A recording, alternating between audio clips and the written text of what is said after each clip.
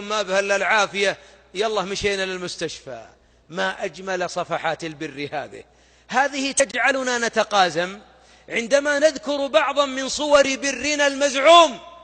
إن بعض الأبناء ضاحك على نفسه، يظن أنه بار. ليه بار؟ قال أبوي يمدحني وأمي تثني علي. ضاحكين عليك، أنت راضي على نفسك؟ والله ما رضينا عن برنا، والله أننا نستطيع أن نكون أبر مما نحن عليه، والله نقدر نصير أكثر مما نحن عليه. من منا أتى بماله كله ورماه تحت قدمي والده؟ من شهر واحد ألقيت محاضرة فخرج رجل عامي لا يقرأ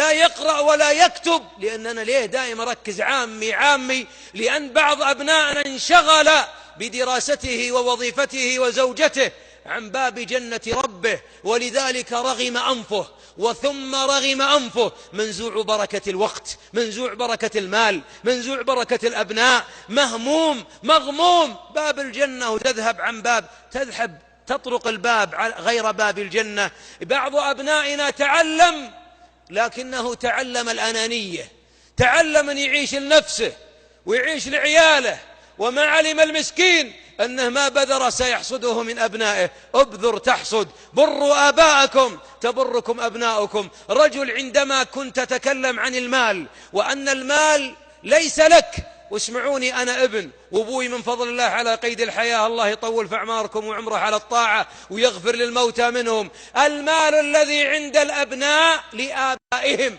حتى يستغنوا عنه فيكون لهم، مو بالعكس. مو بابوك يقول حول لي 1000، الله المستعان، هالشايب كل 25 يقول حول. الله يهدي قلبك، لو ابوك يدري ما الذي له لكان أبقى لك 1000 أنت وخذ الباقي. تدري لماذا؟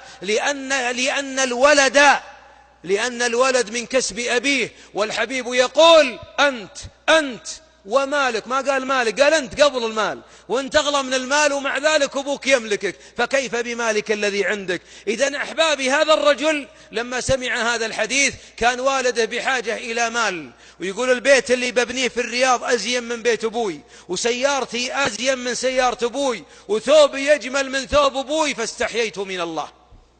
وكان فيه قد أخذت من بنكي كذا، أخذت 500,000 تمويل أبني أرض عندي في حي النظيم في الرياض. فذهبت إلى أبي في الجنوب وأتيت إليه، قبلت رجله ثم ركبته ثم يده ثم بين عينه، قلت يا أبوي أنا أحتاج منك مبلغ. أبوي فقير. قال أبشر يا أبوك، هذه بطاقتي أبي أعرف رقم حسابه. قلت بطاقة البنك يا أبوي. قال هذا البوك كله خذه.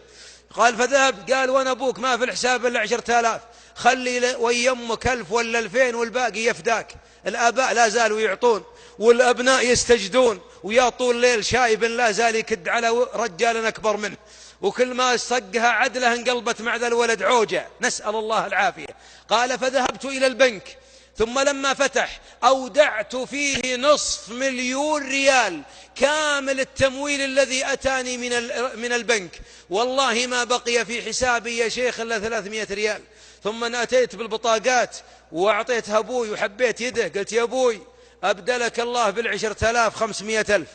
والله أني بقعد 10 سنين أسدد فيها، لكن عساني أكفر بالجحود والصدود والصد عنك. لا وأنا أبوك. يقول وطلق امرتي وهي بنت أخوه أنها ما يعود منها ريال، والله إنها لك كالمطر. قال فغطى وجهه وجلس يبكي. يا أبوك أشغلت نفسك. قال الله معطيني الحياة بسببك، ما أعطيك بعضا من أسباب الحياة.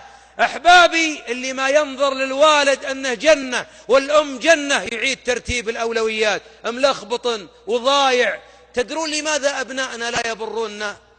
لأنهم ما رأونا نبر ونحن نبر أمهاتنا وآبائنا. البر ليس محاضرة، البر ليس خطبة، البر ليس آية فقط وحديث، البر قدوة. إذا ما شافك أبوه ولدك تحب مواطي يمك، والله ما يحب رجلك، والله وتلمس السماء ما في أمل حتى يراك. إذا ما رآك تفداه بحلالك كله، إذا ما رآك تستقيل من عملك، وين أبوي تتركنا نترك الرياض، نترك جدة، نترك الدمام؟ نعم نترك الدنيا كلها دام أبوي على قيد الحياة، أجي تحت رجليه لأن الله يأخذ الأسبق منا إليه. لأنه لا سعادة لابن في وجود أبيه أو أمه وهما عند الكبر إلا أن يكون تحت أقدامهم. ما فيه بر، شايب أبوك كبير وتروح تدور للرزق، الرزق وش؟ الريال؟